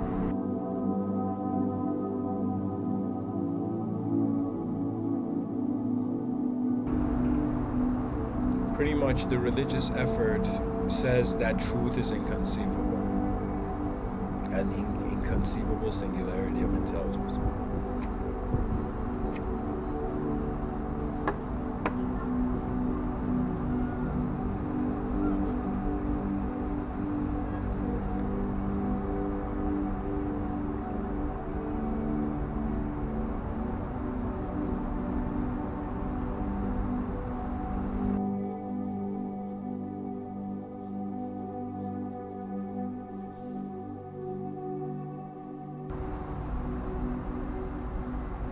Okay, so there are some questions in the chat section. Sorry guys, thanks for all the comments. I'm just focusing on questions in the chat section.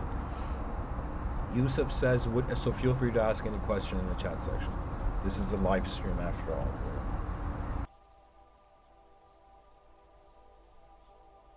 The only thing that makes this different than me having recorded it not live is just the audience engagement here. Yusuf says in the chat section, what do you mean by pilot? I mean your attention is moving your world. And the free will, if you don't just accept that idea and wonder what it is actually, you will notice it is how your attention, in some sense, moves you. The attention is the mover.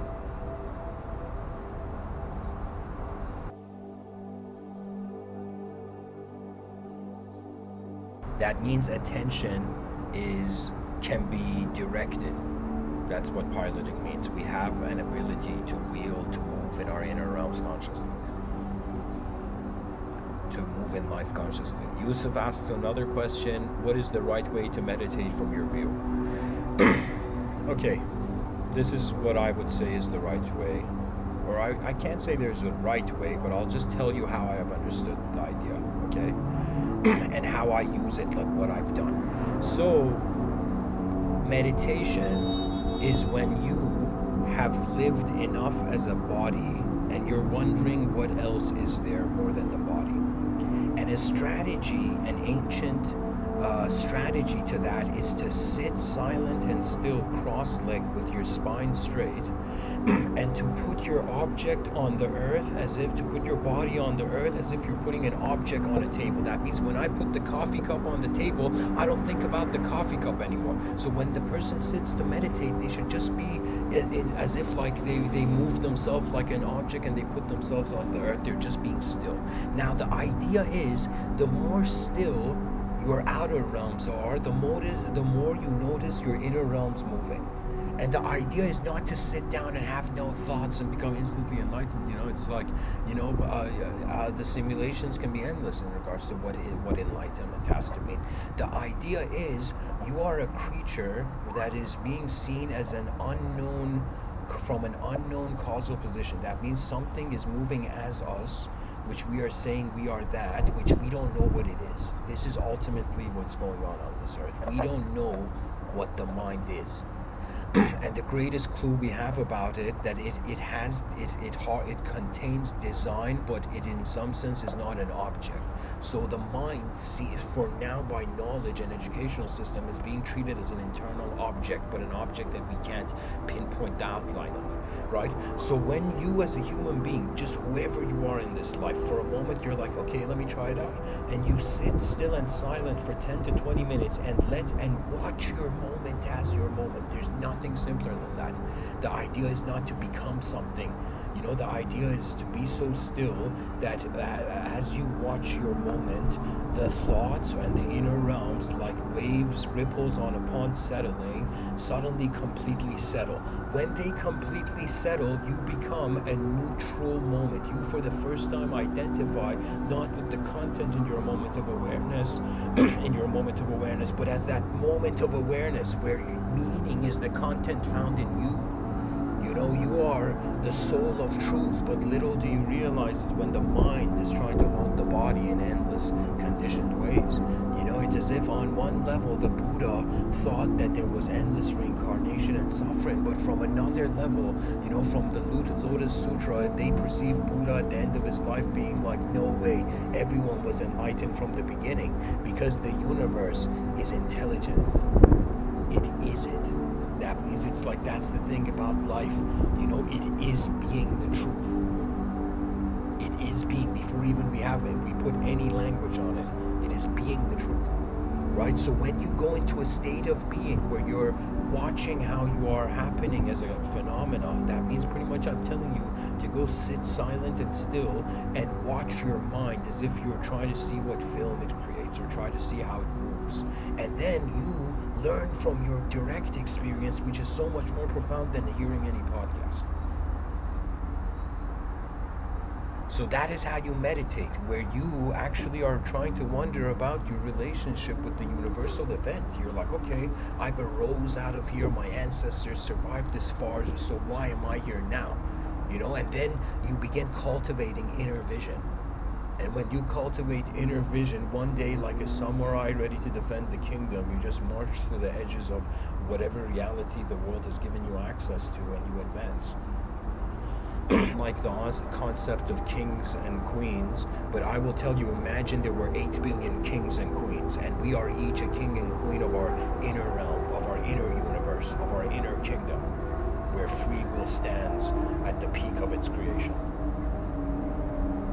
But in the outer realms, we must be servants of the realm. I am telling you, one of the biggest things, shockers, like I'll tell you, wisdom is not for the faint of heart, because it will make you cry through the eyes of your future self. And the way it is, the thing I would say that kind of I perceived was that at some point I realized that nature doesn't have to think.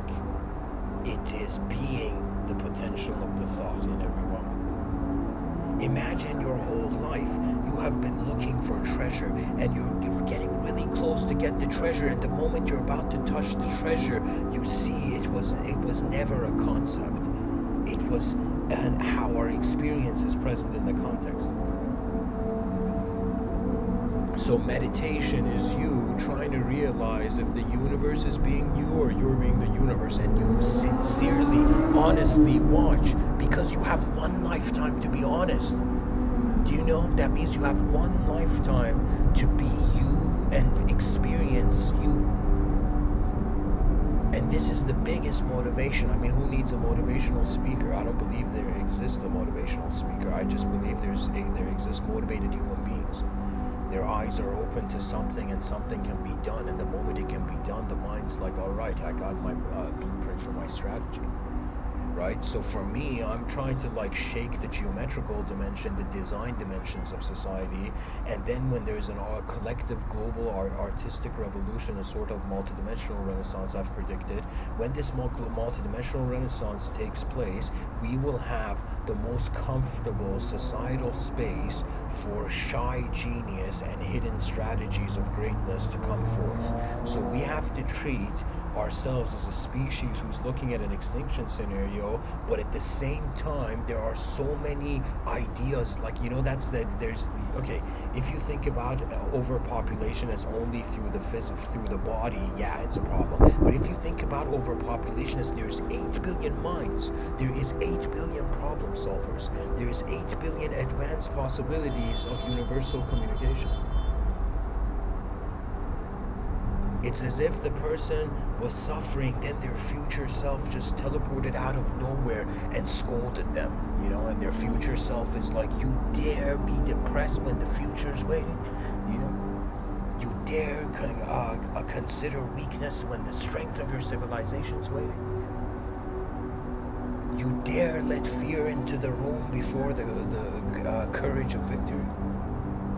And I will tell you, there's sometimes this is the something incredible I would say about film and media, guys. There was a scene that made my soul kind of shout into the void. Like an incredible scene in this narrative called Shingeki no Kyojin, and there are these two characters, one called Levi and one called Everett Smith. If you don't know this, you might not have the same emotional resonance as I'm feeling in the story, but I'll tell you what it is that there is this incredibly intelligent commander in this kind of Japanese, humanity's last stance scenario kind of narrative, right? And so there's this incredible commander and there's this incredible captain, this incredible warrior, right? And the story shows the beginning of the relationship of this commander with one of his greatest captains that they in some sense retaliate against humanity's extinction, And so the relationship begins with the first impression of the commander to the captain being of instant force. Do you know? That means it's like the first impression is when the lions roar, do you know?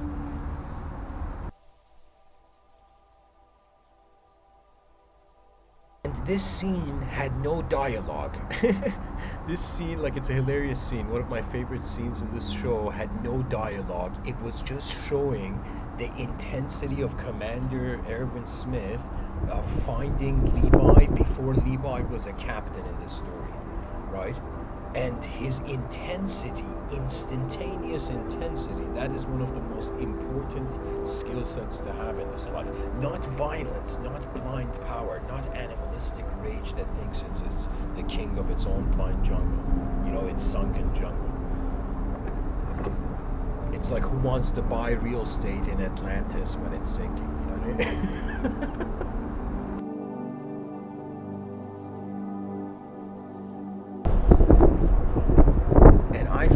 That we may have distracted ourselves by the inanimate rather than being fascinated by the unknown animate. That means we're looking at what is in the object and it is the source of our eyes,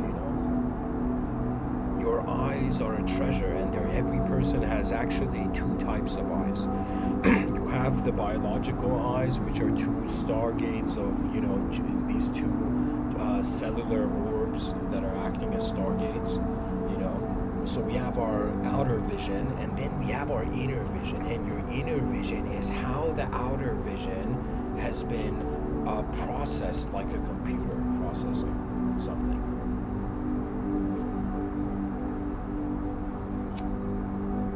So all meditation is to become aware of how you have been an information processor which has had inner dimensions of being alive to yourself and outer dimensions of the world being alive before you. Because this world is honestly a kingdom of existence. That's why I'm saying, that's why I chose to ultimately classify myself as a designer. Because for a designer, this world is an all-you-can-eat buffet. There is endless lines, shapes, colors, and depth and dimension. So there's a question in the chat section from Justin Z. Earlier, I think you said that there's a difference between ether and ether. Ether? May you elaborate on that difference? You pronounced it two ways and said that there was a difference. Yeah, okay, I don't know how I said it then, but I'll tell you this, that first of all, aside from the terminologies being written differently, ether and ether actually mean the same thing, right? Maybe in the context I was speaking, I just repeated both of them as a reference, for the archive. But I'm saying ether is one thing, and ether was the fifth element which they felt held all the other elements. So that means when earth, air, fire, water kind of dismantles the human form, ether remains. And that means the mind is like an element, being treated like an element. That's what ether means. Consciousness was seen as an element. Yeah, I hope that answers your question, But good question, guys. Try to ask questions that you think have never been asked before on this planet.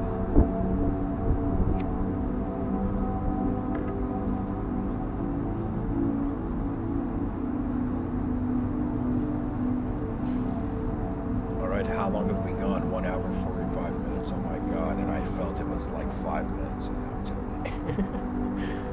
How insane would that be if this whole 1 hour 45 minutes just felt to me like 5 minutes and I had energy for like another 1 hour 45 minutes. You know what, for myself, I've made it a challenge, guys, in the future to give a 10-hour lecture non-stop, maybe in the middle just, you know, drink water. But a sort of 10-hour kind of fasting the whole time kind of lecture, right? One consecutive lecture.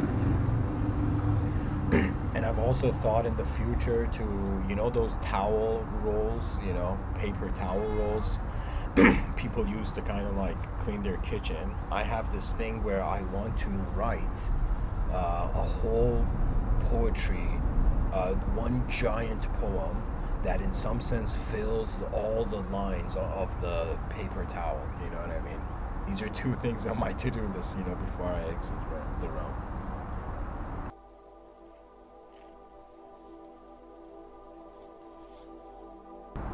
Anyways, let's pilot on. I'm going to read a few more quotes from Sri Ramana Maharshi, and then I'm going to wrap it up, folks. Ramana Maharshi says, "You need not aspire for get any new state. Get rid of your present thoughts. That is all. That means notice you're not a thought, and the moment becomes free before it has to be." Sri Ramana Maharshi says, "That which comes and goes, rises and sets, is born and dies, is the ego. That which always abides, never changes, and is devoid of qualities in the self. Is devoid of qualities is the self." Sri Ramana Maharshi says, "Silence is ever speaking. It is the perennial flow of language." Ramana Maharshi says, "Think of God. Attachments will gradually drop away. If you wait till all desires disappear before starting your devotion and prayer, you will have to wait for a very long time indeed." And what that means is this was a unique algorithm of the religious mind, that our relationship with the truth frees us from our suffering. From the religious algorithm, it would be having a relationship with your creator, being more superior than trying to understand the creation. But when you understand the creation, you're having actually a very deep relationship with the creator. Anyways, Sri Ramana Maharshi says, "Time is only an idea. There is only the reality. Whatever you think it is, it looks like that. If you call it time, it is time. If you call it existence, it is existence, and so on. After calling it time, you divide it into days and nights, months, years, hours, minutes, etc. Time is immaterial for the path of knowledge." Sri Ramana Maharshi says, "Devotion complete culminates in knowledge supreme." Sri Ramana Maharshi says, "The mind itself is of the form of all, for example, of soul, God, and world. When it becomes of the form of the self through knowledge, there is release, which is of the nature of Brahman." This is the teaching. So that means the enlightenment is not adding something on, it is being released by how you have held, how you have held reality. That is advanced communication, ladies and gentlemen. That not only the world changes, but as our eyes change, so has the world, and we march into the unknown towards the great progress of the human species. What else can we do here in the middle of nowhere? Macrocosmically, in the outer realms, I am that person in history saying there is no greater argument than attempting the advanced civilization, even an argument that surpasses all, just to see what it would look like. That means if an extraterrestrial civilization landed and they were talking to human beings and they were diplomatic, they were conscious, compassionate, enlightened extraterrestrials without anything sketchy going on, and those extraterrestrials in some sense tell us, human beings, we're so advanced, we don't have to worry about anything, we can help you guys build an advanced civilization. And imagine suddenly human beings start wars, and then the extraterrestrials like, but we're gonna let you experience that advanced civilization only for 5 days. And we're like, not even a week. Extraterrestrials are like, no, 5 days. So imagine the extraterrestrials could help us build an advanced civilization, and we could create that only for 5 days, experience what it would be like, and then it would kind of go away and we would be back to normal.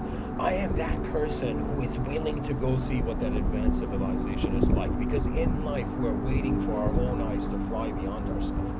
That is really it. Finally, last quote from Sri Ramana Maharshi. 2 quotes from Sri Ramana Maharshi. 3 quotes from I'll read 3 quotes before I end.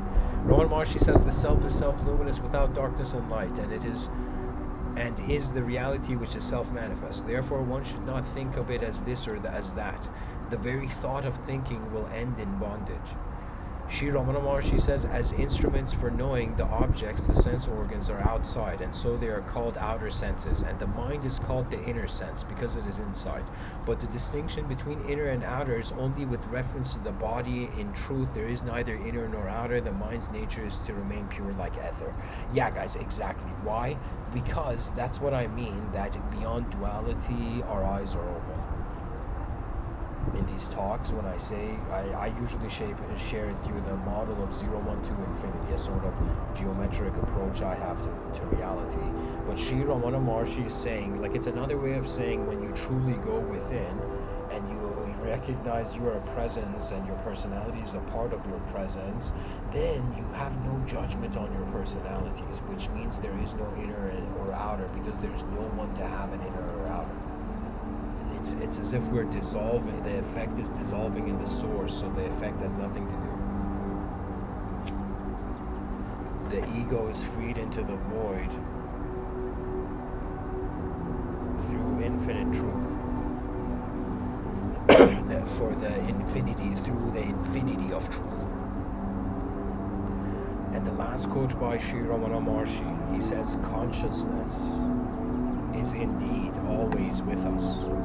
Everyone knows, in quotations, I am, exclamation points. No one can deny his own being. That means that is the rawest access to the technology of the universe we have. That means if a human being was like, yo, Mr. Within, how do I access, truth? And I'd be like, the fastest way is to wonder how you are not being it in the first place.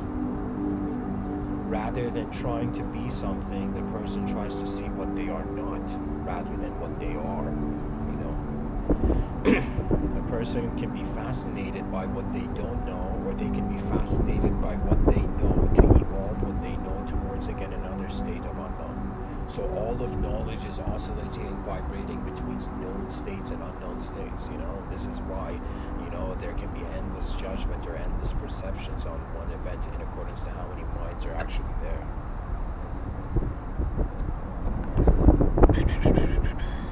Let's see if there's any more questions before I end off. Alright guys, I'm gonna try to see if I was an audience, what question would I ask for myself about this episode. I would say, what do I mean by together we are more than ever before? I mean that we have access to an ability where if you look at a single ant in an anthill, you won't see it, but if you see all the ants working together, you will see it.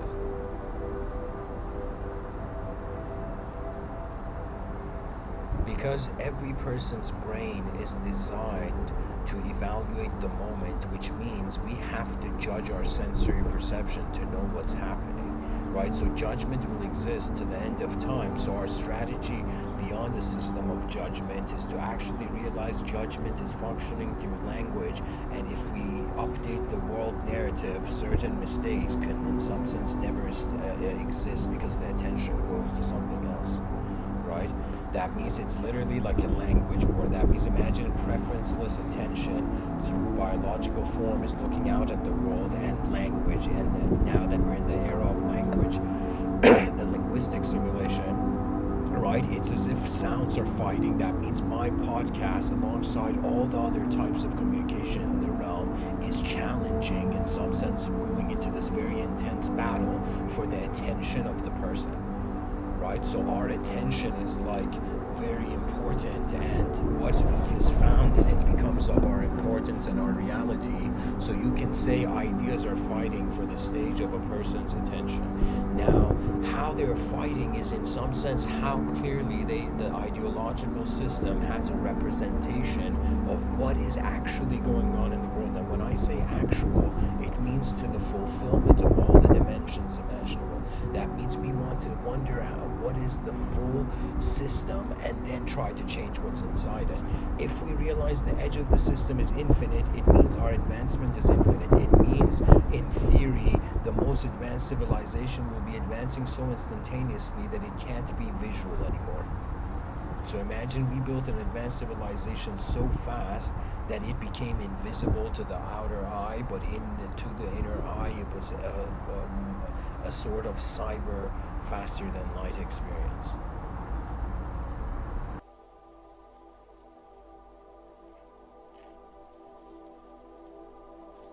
Everything is emergence. I'll give you an example. I started giving these talks, and when you look at them collectively, they're an emergence of a project.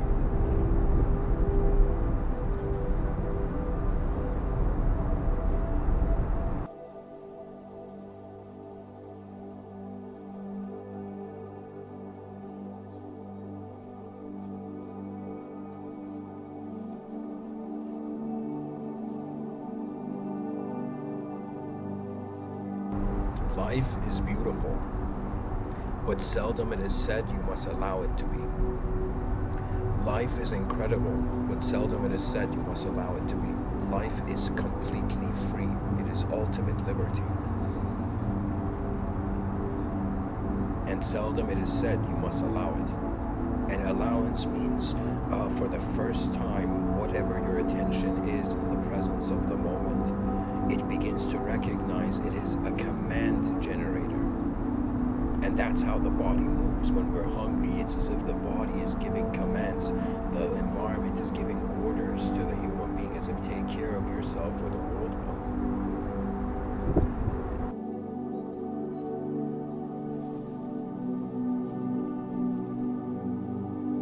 will. Be so this was a quote from Albert Camus. Oh my god, I have to read this. This is like the cherry on the cake, you know. Albert Camus says,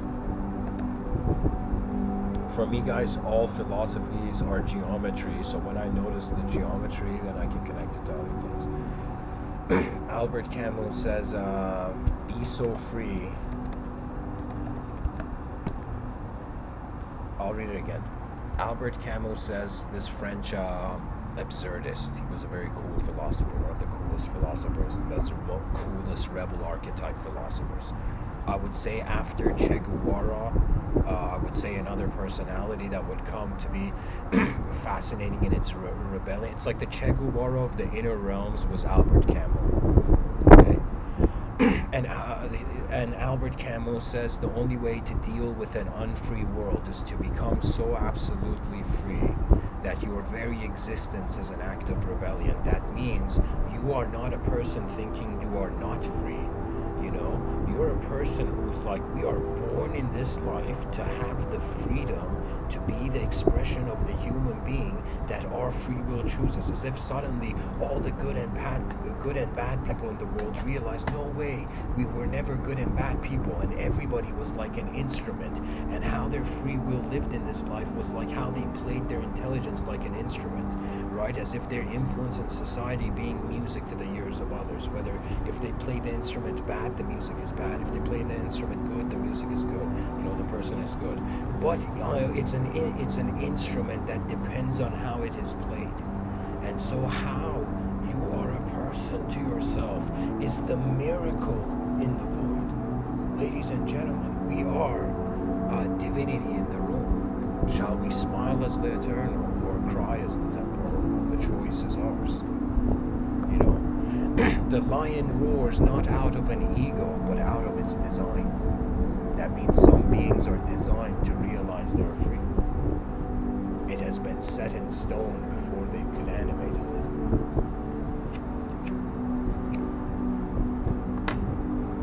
And people should remember this.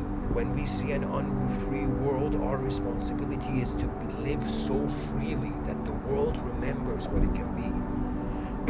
Because seldom it is said greatness is like a king, where everybody in the kingdom is in some sense trying to sacrifice themselves for, and at the end we're just waiting for greatness to happen, right? That means we're waiting for the ultimate strategy to open its eyes here. For me, every time I wake up in the morning, the only thing that's missing is like a Jarvis voice-like technology saying, "Welcome back, Commander." We haven't even reached that era where AI is going to replace dogs as our best, as man's best friend. Technology, it means collective information with a personality.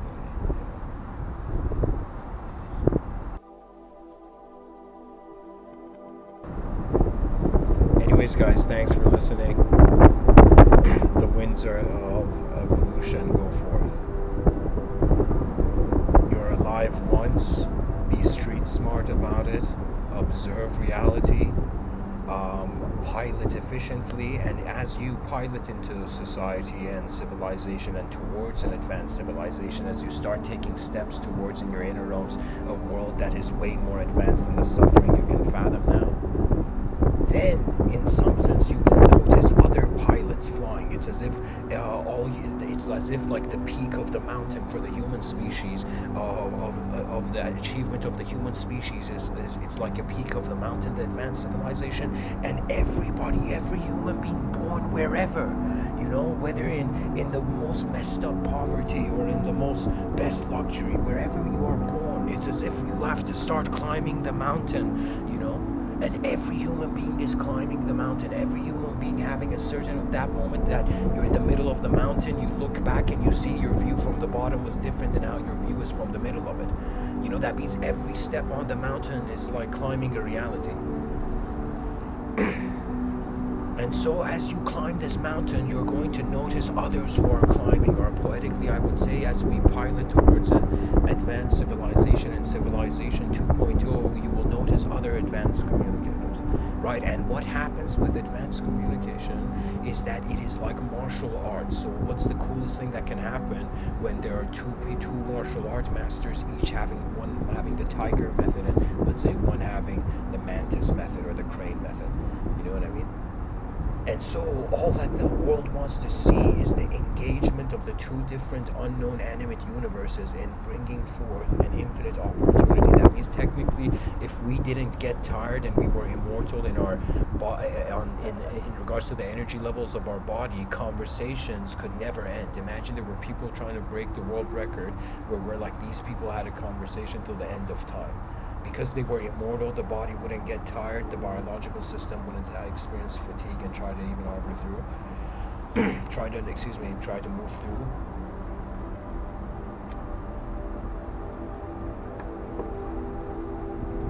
I am just saying, the reason we can build paradise on Earth, civilization 2.0, and we should care for that, is because Earth is in the heavens. Our suffering is the non-us, non-US, non-us. What I mean by this is that there are some moments in life where the person's like, oh my God, has life always been this simple? Just the presence of existence, just a biological mechanism that is breathing, that has access to the senses, that the sensations of the winds of evolution passing through can be felt. Like we are the greatest artwork of Earth, and so this artwork deserves to be honored. Like what else are we going to honor? We're going to honor the past? No, because the past is done. The past is gone. It's like, who are we honoring? Our recreated imagination of the past. So we have only the present to honor, and the present, why do we honor it? Because of its capacity for the future. From the dehumanized bliss state of oneness, we recognize that civilization can become advanced at the same time as people become poetically enlightened. means the inner realms and outer realms can advance at fast speeds simultaneously to build a better world, the ultimate activity. Thanks for listening.